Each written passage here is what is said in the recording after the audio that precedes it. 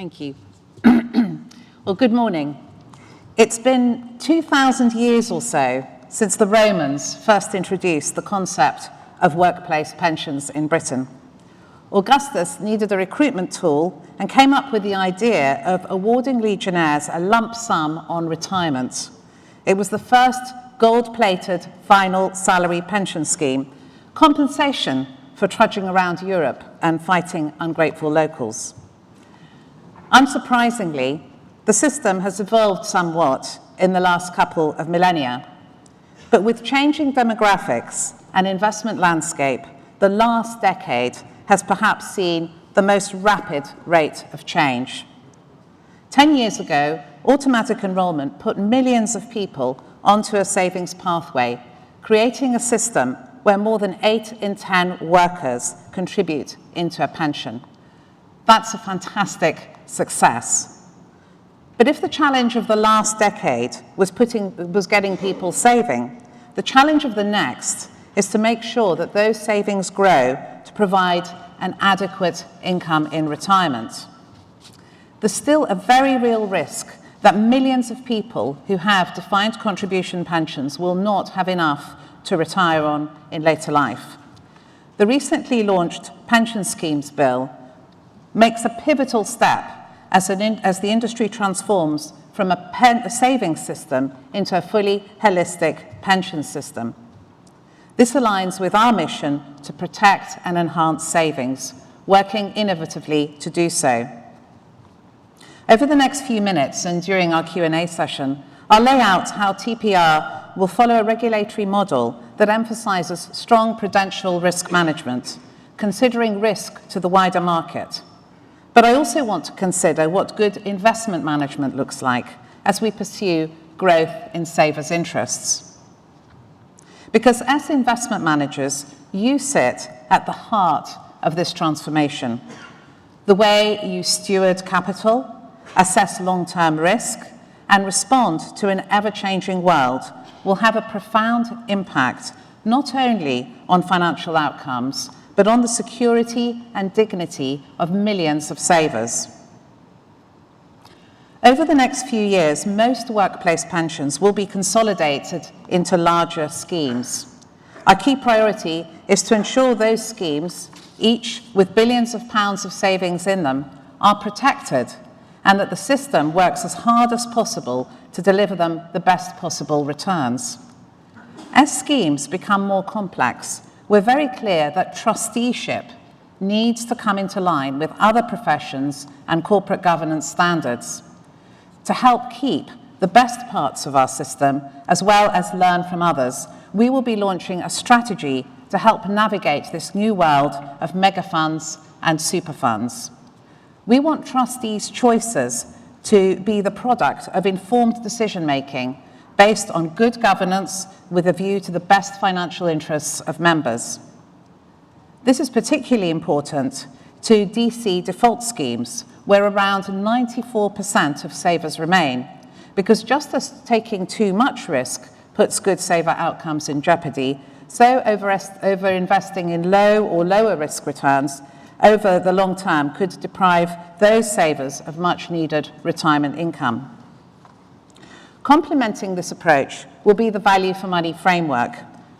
Jointly developed with DWP, it will require schemes to disclose their investment performance, costs and charges via clear data. This will allow extra scrutiny of schemes and drive positive outcomes for savers. But we can't and won't wait until it comes into force to put the focus squarely on value. And we want to start giving trustees the tools to make good decisions now. That's why this year, TPR with the FCA will also launch a joint market-wide data collection exercise, which will include asset allocation in DC schemes. The exercise will run annually, and the value for money disclosure data becomes available and will allow the market to start to understand the connection between value and asset allocation and returns, and make more informed investment decisions for their kinds of savers.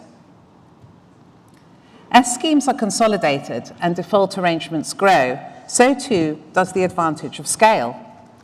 This opens the door to greater investment sophistication and new strategies to deliver for the saver.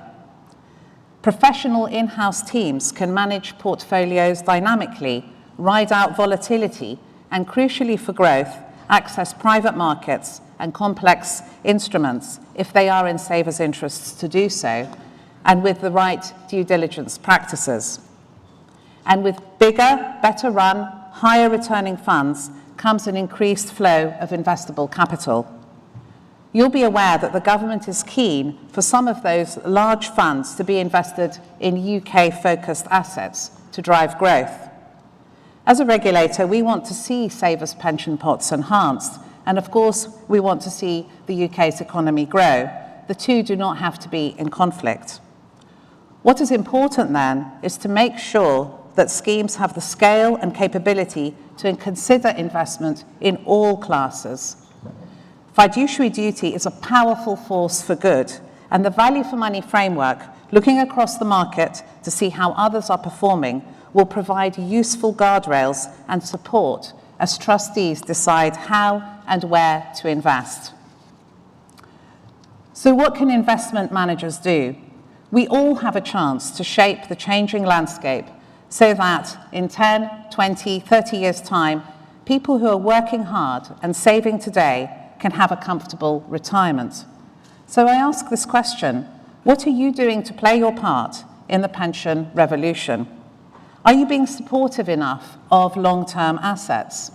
The FCA has authorised LTAFs to provide DC schemes with access to illiquid assets. Could they be integrated into default strategies? Could you be designing multi-asset solutions that are optimised for decumulation? Many DC pots lie in default funds that simply aren't working hard enough. Can you be more dynamic, more personalised in your approach? It's incumbent on all of us to ensure that pots grow and people are protected in their older years. And so to conclude, we're no longer living in a world of gold-plated final salaries, but we are living in a time of reinvention, a time in which we can rethink the status quo and shape the future. After all, the decisions we make today won't just shape portfolios, they'll shape people's lives for decades to come. Thank you.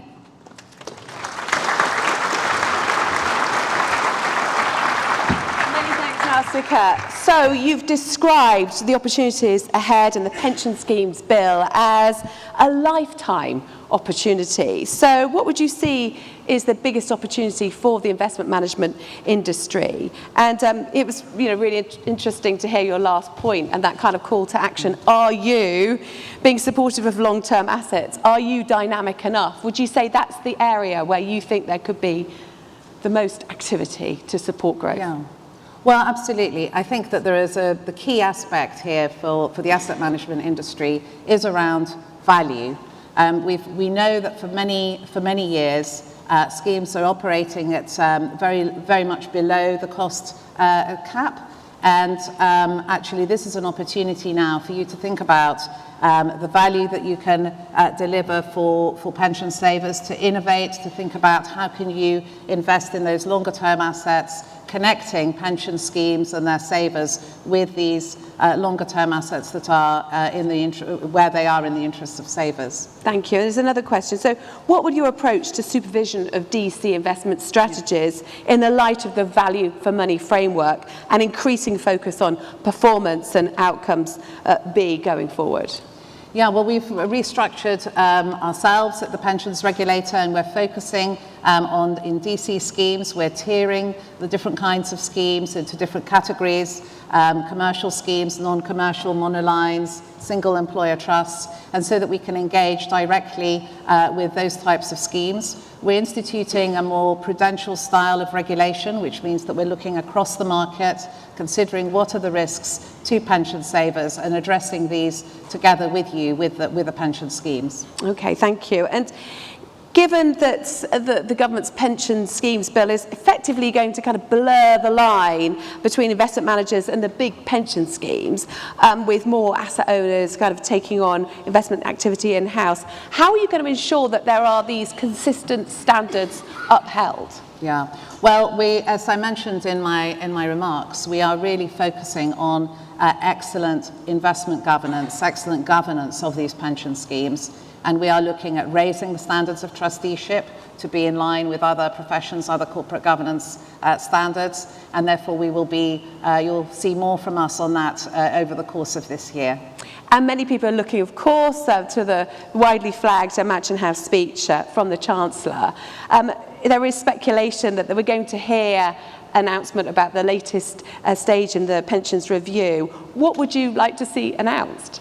Well, of course, it's for government to decide what they do announce in the Mansion House speech, but from our perspective, it's really important that we work with you, with others in the industry, to make sure that the system works as well as it can to generate the best returns for savers. And ultimately, how will you improve, how can we improve better outcomes for those savers? What do you think the building blocks of that are going to be? Yeah, well, I think we've talked quite a lot today about the importance of looking at value, moving away from cost, the importance of really important and strong investment governance and trusteeship. And actually, one thing I haven't talked about today, but is in the bill, is also looking at value right through retirement. So within the bill, there'll be a duty on trustees to provide guided retirement solutions, and we're very focused on that too. So it's actually providing value throughout the pension system. There's another question come through from the audience, and it's specifically, you talked about the big game changer a decade ago with auto-enrolment. But this question says 8% auto-enrolment is not enough. How can we ensure employees and employers invest enough for their pensions whilst also coping with the cost of living? Well, it's a very real issue, and I'm sure it's one that we're all seized of. Again, I think for us, it's really important. What we can do is improve the pension system as much as we can to generate the best returns. And of course, it's also for perhaps more engagement with people around the importance of pension saving. But we'll wait to see what else may come Big through. part is communication. Well, yeah. Nalsika, thank you so much. Nalsika Delfas, Chief Executive of the Pensions Regulator. Thank you very much. Great to have you with us. Thank you. So we're now